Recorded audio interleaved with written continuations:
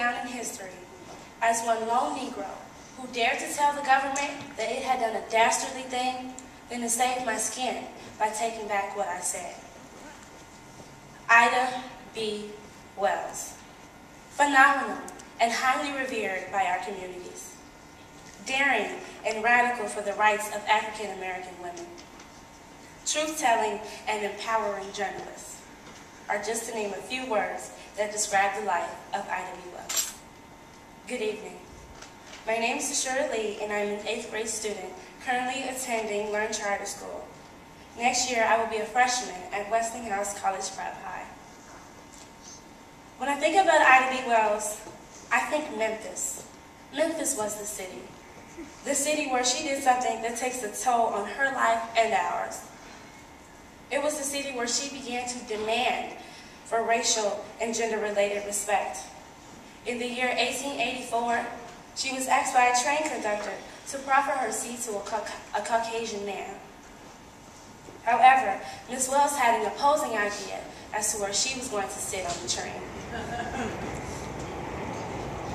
I refused, saying that the forward car was a smoker, and I was in the ladies' car. I proposed to stay. The conductor tried to drag me out of the seat, but the moment he caught hold of my arm, I fastened my teeth in the back of his hand. I had braced my feet against the seat in front and was holding to the back, and as he had already been badly bitten, he didn't try it again by himself.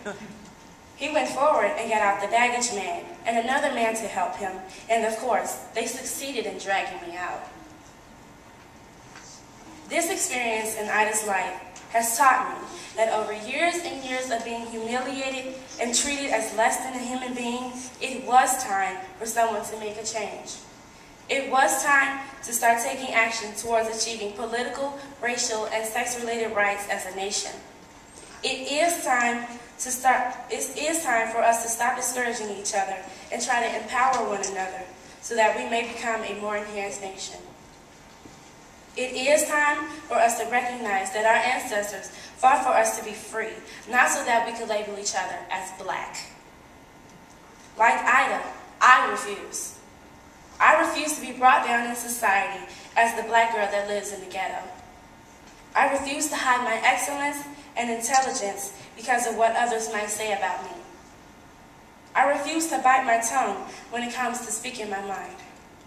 I refuse to let all of Ida's hard work go to waste by not expressing myself through my writing. We are grateful to Ms. Wells. By being one of the first African American women to have her own printing press, she has inspired me as a writer. Because of her works, I am encouraged to pursue my dream of becoming a famous writer or poet. I have plentiful amounts of stories and poems that I would love to share with the world, and I'm sure the world is ready to hear. Ida B. Wells will forever have a major impact on my life. I'd like to read you my poem.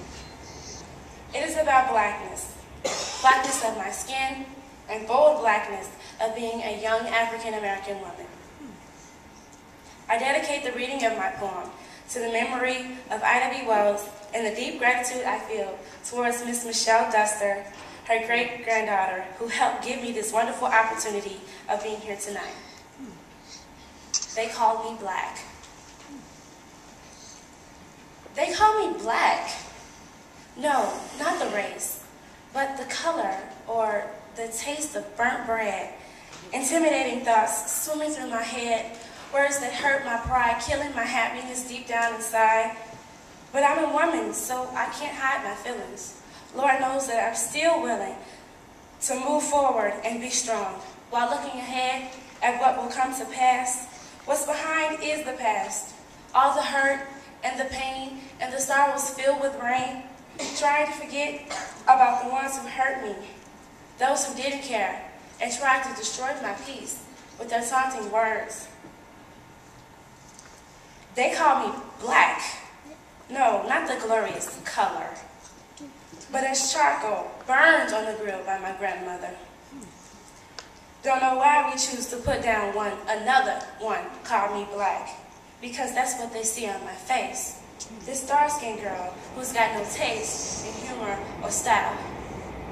but they see a girl who's different, and that makes me smile. To go against the grain and be my own self, I don't need to be like others, because I put my mask on the shelf. They call me black, because that's who I am, entitled to be, forever and eternity. They call me who I am, and I am me. Thank you. Bravo. Bravo. Bravo.